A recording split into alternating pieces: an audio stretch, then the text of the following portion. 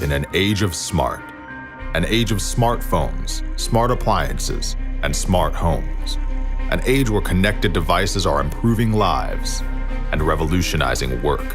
From job sites to generators to machines of all sizes, this is the age where iron flexes its intelligence, where the machinery that enriches lives, powers businesses, and builds communities is given the connectivity to be even safer, more efficient, and more productive.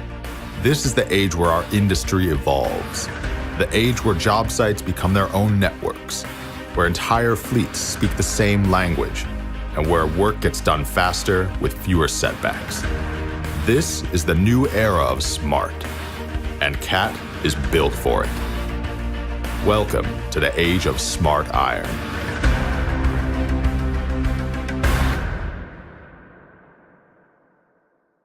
Well, that's great. You know, it's kind of almost, let's see if we can, redundant to tell this group that we're living in a very connected world. And kind of like the video said, our expectations, we tend to think about things we can hold in our hand or that we drive around or that are in our house.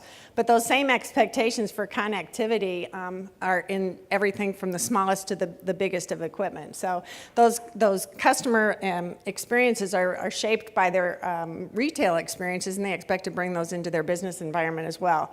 So the technology revolution obviously is impacting those of us that make great big things as well as those of us that make much smaller things. The interesting part about this, though, for CAT is that we've been doing quote-unquote high-tech things for quite a long time. We put our first telematics on our equipment in the mid-90s. We worked on semi-autonomy in the mid-90s, and actually in the early 2000s, we had fully autonomous mining trucks running around our proving grounds in the 2000-2001 timeframe, long before we were hearing about autonomous cars and things like that. And that was all driven by our customers, because especially in the mining industry, safety is the supreme concern, and autonomy was essential to have a safe environment. So the idea of being in the high-tech kind of industry is not new to CAT. What is new, perhaps, and we heard about it yesterday and today both, is the speed.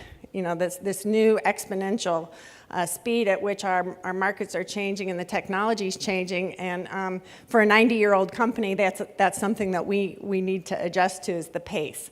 That's our bigger challenge. And at the core of this for us, it all revolves around continuing to think like a customer, to have that passionate, unrelenting curiosity about our customer, what their problems are, what makes them successful, what would make them more successful. So to have that intimate knowledge of our customer so that we can ideate and we can innovate around those customer problems. So this part of us hasn't changed and will not change. We will continue to think like our customers and know them better than anybody else. The hard part for us, again, is to act like a startup. So thinking like a customer but acting like a startup is difficult, although ironically, maybe not so ironically, Caterpillar actually started as a startup company right here in Silicon Valley.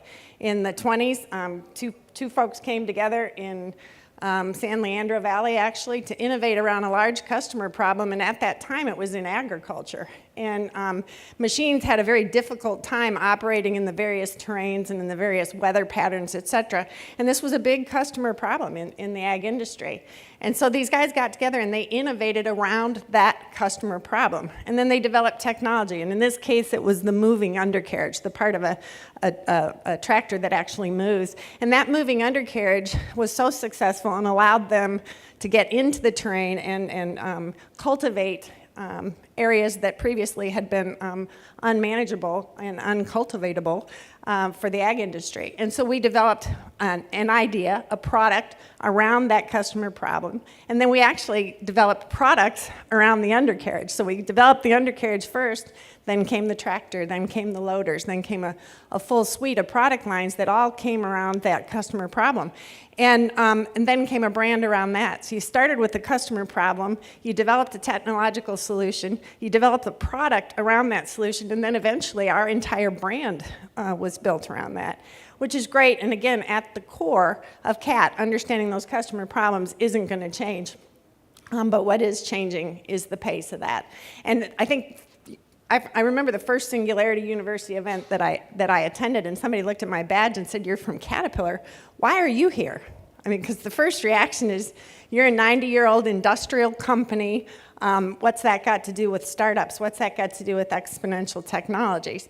But again, we need to continue to think like a customer, act like a startup, innovate around those needs, and part of the core of that is to surround ourselves with people who do think differently. So having associations with, different startups around the world forces us to kind of think outside of our own sandbox, if you will. So it is really, truly a marriage, if you will, of silicone and steel. And the real power for us comes in combining these physical assets that we're very well known for, and our dealer organization and those types of things, with the power of our data. We have unparalleled access to data because we have the world's largest field population of active equipment. So with that marriage between physical assets and with this access to this amazing amount of data gives us an incredible opportunity to better serve our customers. So the marriage of silicone and steel is pretty important. So I'll talk about a few examples of this. I'm kind of at the core of this is machine health and reliability. I mean, that's almost what everybody would expect us to do. At the basis, you use your data to better understand your product health for prognostics and for diagnostics.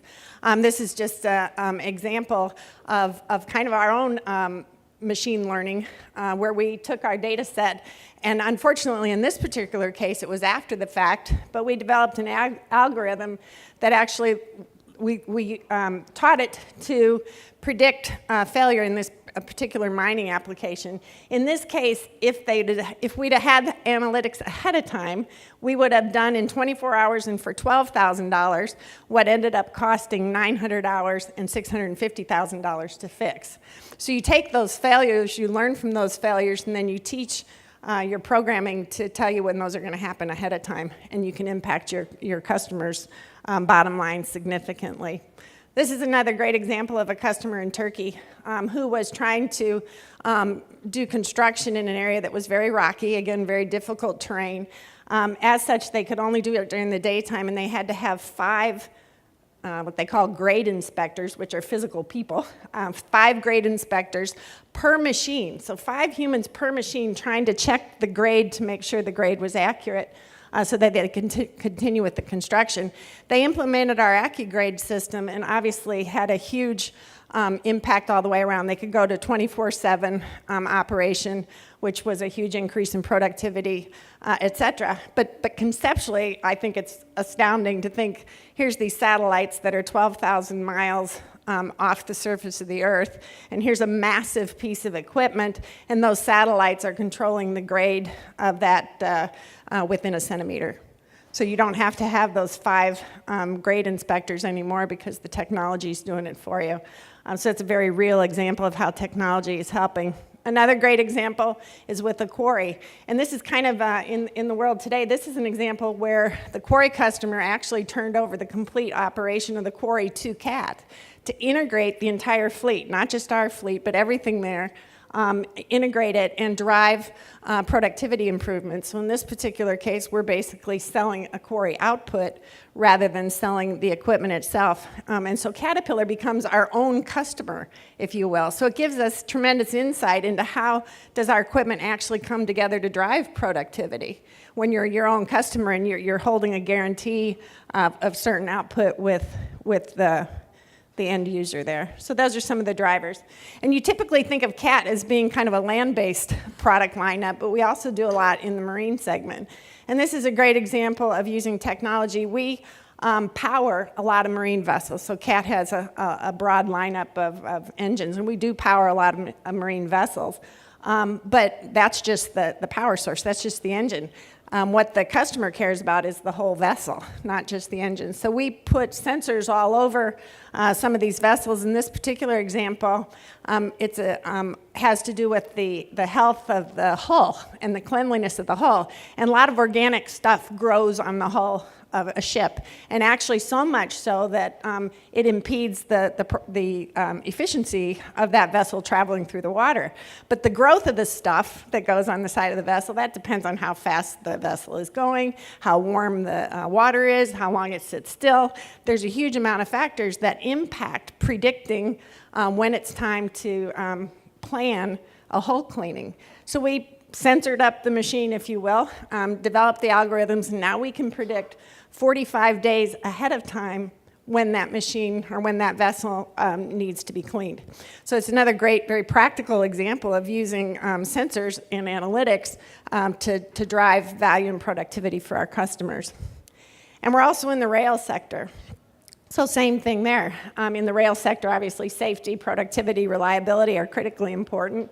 And we've developed a suite of analytics in the rail sector that allows us to be very good in the predictive maintenance, but also in the maintenance of way. So the tracks themselves and technology that keeps call it machine-to-machine interaction from happening, which you don't from a safety perspective, so you want to avoid that, as well as significantly altering the maintenance and costs associated in the rail industry. So whether it's on the land or whether it's in the sea or whether it's on rail, we're finding lots and lots of ways to drive significant value for our customers using some analytics and innovation.